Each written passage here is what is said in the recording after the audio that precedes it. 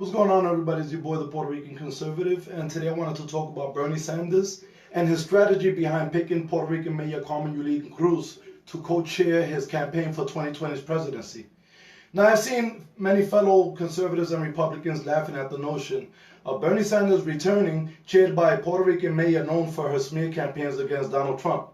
But these are the same people who laughed when I said we lose the House of Representatives. And while almost a year later in advance, even though I had warned them.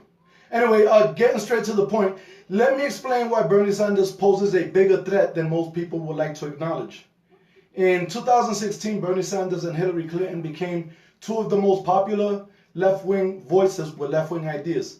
Hillary as a fake pro-woman career politician with no distinguishable, admirable accomplishments, and then Bernie Sanders, who offered millennials warfarism under the guise of free college, universal health care, and universal base income.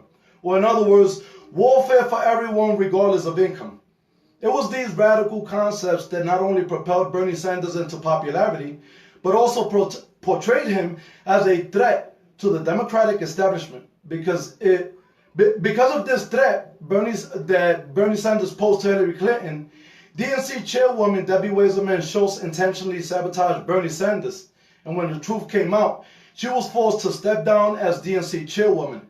And just to show you how corrupt the Democratic Party is, a few days after Debbie Wasserman Schultz was forced to resign, Hillary Clinton rehired her as her campaign manager. Now, understanding this, and understanding that if we take a closer look at the numbers in 2016's presidential election, we were in deep shit. In 2016, even though 2016 produced one of the largest voter turnouts in history, voter turnout equates to popularity. So under that same logic, 62 million people voted for Trump and almost 64 million people voted for Hillary Clinton. We did, though, manage to win the electoral. Trump's 304 to Hillary's 227, causing people confusion as to how you can get more votes and still lose. But it's actually really simple if you think about it and you get to understand it. Let's use California as an example. California is a super state with almost 40 million US citizens. There are 40 states with less than 10 million citizens, which means it would take 4 states minimum to beat California exclusively if we were only using the popular vote.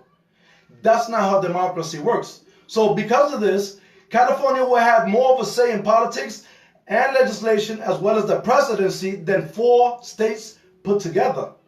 Now that we understand why the electoral is so important in ensuring all our voices are heard, let's look at a bigger picture. 192 electorals out of 270 required to win the electoral college are consolidated within 6 states. 6 states with the largest electorals.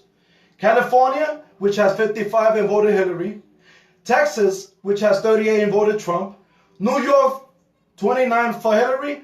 Florida, also 29 for Trump. Illinois, 20 for Hillary. And Pennsylvania pledged 20 to Trump. Which means each candidate took 3 states with the largest electorals. Trump's popular vote in Texas was huge, incomparable. But in Florida, he only won by a 1-point vote advantage, approximately 114,000 votes.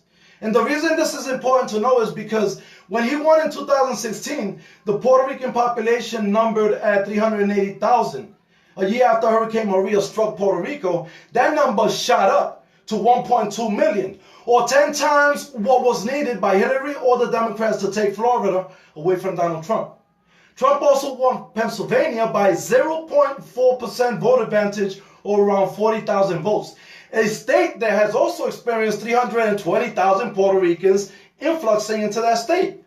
Understanding these numbers and the role Puerto Ricans will inevitably play in 2020's presidential election, can you now understand Bernie Sanders' strategy if he posed a threat to Hillary, whom according to these numbers still pose a real threat to Donald Trump? What makes you think he or Carmen Yulin Cruz, who attained her popularity after launching her smear campaign against Donald Trump, is something to laugh about?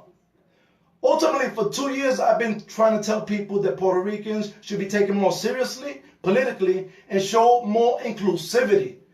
But as the most outspoken Puerto Rican conservative voice in the right, I can honestly say I haven't seen any change. And thus, you reap what you sow.